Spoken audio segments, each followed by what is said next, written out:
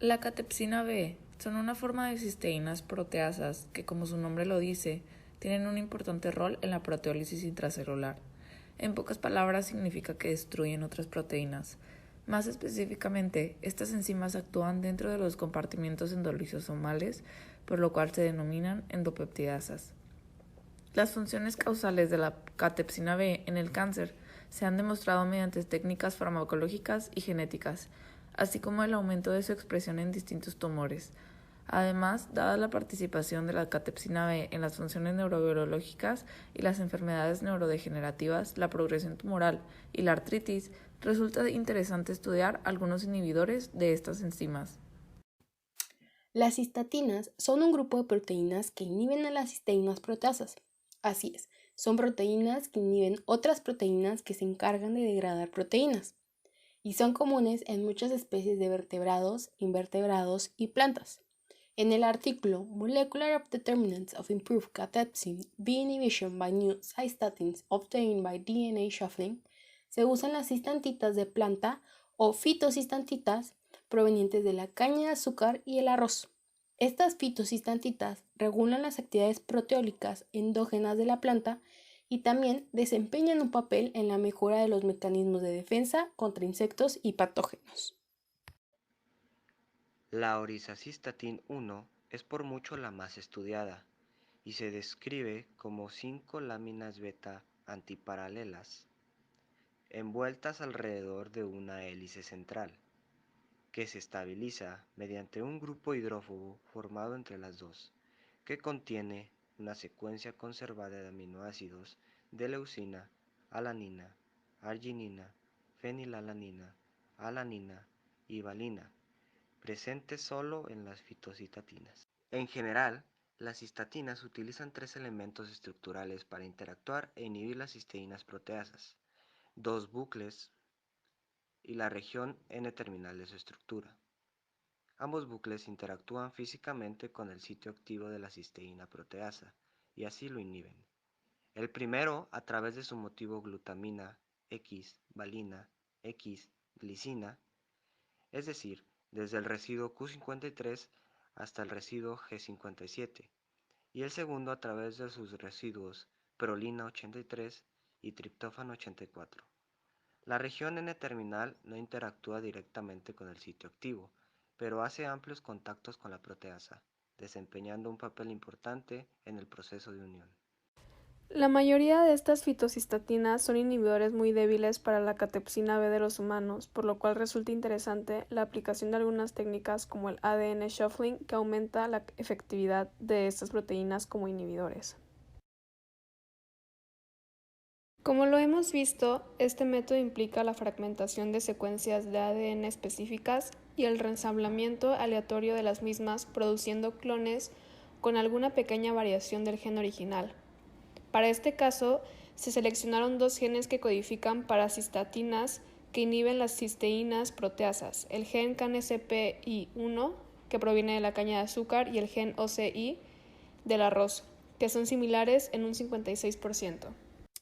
La metodología de este proceso básicamente consiste en amplificar por PCR estas secuencias genéticas para posteriormente ser cortadas por una DNasa de digestión en fragmentos que iban desde 40 hasta 120 pares de bases. Los fragmentos ahora eran recombinados mediante la DNA polimerasa y los respectivos cebadores para cada gen. Una vez se obtienen las nuevas variaciones de ADN, este se introducía al plásmido, adecuado para después transformar el microorganismo donde se expresará la proteína. Finalmente, estas proteínas fueron sometidas a un test de inhibición de captecina B y L. Del experimento se obtuvieron cerca de 2000 clones, de los cuales solo algunos presentaron propiedades útiles para comprender las cistatinas como inhibidor enzimático en función de su estructura tridimensional. La mayoría de los clones fueron idénticos a los genes originales. Algunos presentaron lesiones en el N-terminal de su estructura y solo unos pocos presentaron mutaciones puntuales. Y entonces, ¿cuáles son estos mutantes? La OCIN-delta fue una proteína mutante idéntica a la proteína original orizacistatin 1, pero con una deleción de 7 aminoácidos en la región N-terminal. En comparación con las proteínas originales, desafortunadamente esta no presentó actividad de inhibición frente a la catepsina beta, pero sí una actividad moderada contra la catepsina L. Sorprendentemente, esta variación inhibió con gran efectividad tanto a la catepsina L como a la catepsina beta, siendo esta última la de mayor en todas las variantes. Son cuatro las principales mutaciones de esta proteína.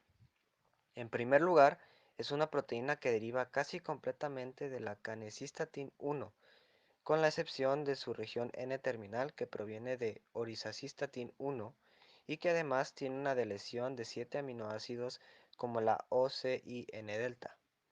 La tercera y la cuarta diferencia se presenta en una inesperada mutación puntual que afecta a los residuos hidrofóbicos isoleucina cambiado por una treonina en la posición 30 al principio de la alfa hélice y la sustitución de una leucina por una glutamina en la posición 97 sobre la lámina beta número 5.